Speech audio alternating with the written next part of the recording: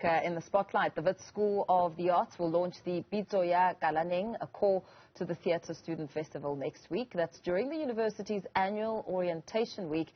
Now, the festival will see a collaboration of artists, creatives and theatre makers from the School of Arts celebrating the survival of the arts post-COVID-19. This festival runs from the 6th to the 10th of March at the university's East Campus Theatre and Creative Hub. To tell us more about this festival, we're joined by Wits Performance Arts lecturer Neka Da Costa. Very good morning to you. Thank you so much for your time.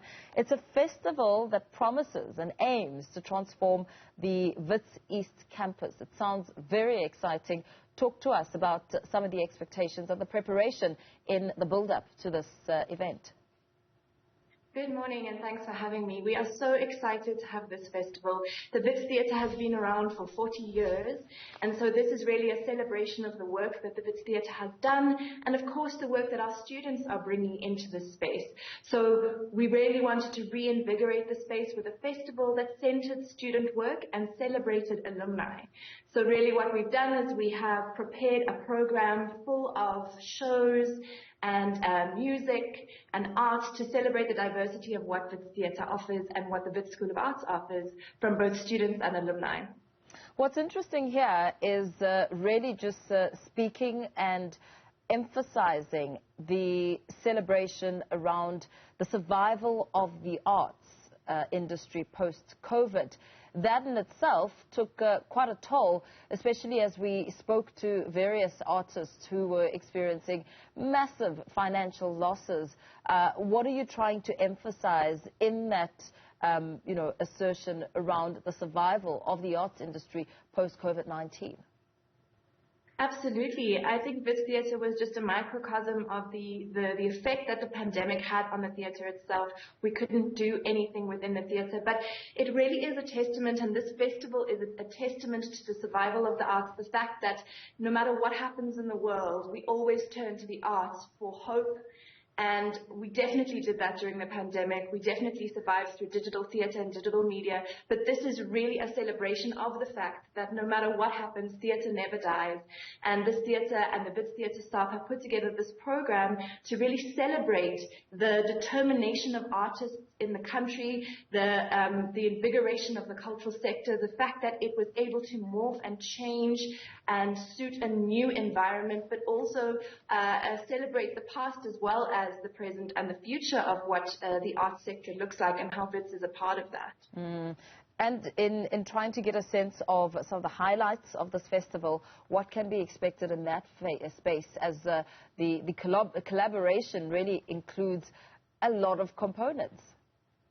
It does. I think the festival program is incredibly diverse. There are 12 productions, 8 of which are our student productions. So we have third and fourth year students, senior students who have put together phenomenal work that is incredibly contemporary and very innovative. And then we've invited collaborators from around the precinct. We've invited a production from the Market Theatre Laboratory, from AFTA, from the University of Pretoria. And so I think it's going to be a really big celebration, not just of the work that Wits is generating and our students are generating, but a conversation in the arts precinct.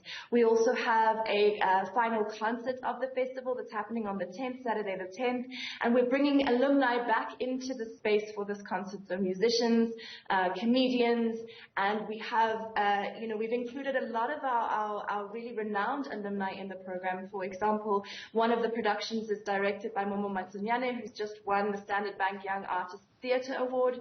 So we really are very privileged to have our alumni back in the space, both past, present, and of course our future students coming in, our first years coming in, to orientate them, to celebrate them into the space as well. Yeah, it sounds really exciting. So in your efforts to ensure that the arts and culture precinct stays alive, how imperative is the Wits Theatre and what sort of role does it play in the bigger scheme of things when it comes to celebrating art and performances?